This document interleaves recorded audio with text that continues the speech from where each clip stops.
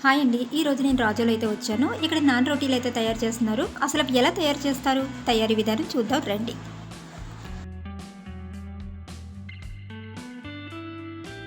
మేము వెళ్ళేసరికి ప్రాసెస్ అయితే స్టార్ట్ అయింది. శనగపిండి, పౌడరు, యాలకాయ పౌడరు ఇవన్నీ కలిపేసిన తర్వాత ఒక గంట పక్కన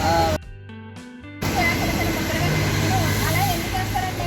అలా లెక్కలుంటేమో ఒక 30-40 ప్యాకెట్ వచ్చి అమ్ముతామండి మేము. 20 రూపాయలు అమ్ముతాం, 20, 10, 30 అలా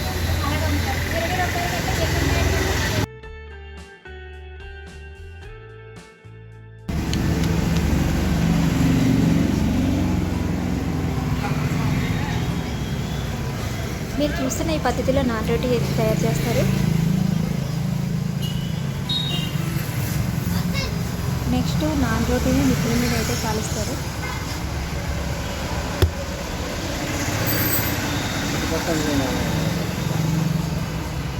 అది కోన అంటారు. ఇది మీరైతే ఇలా తిరగేసి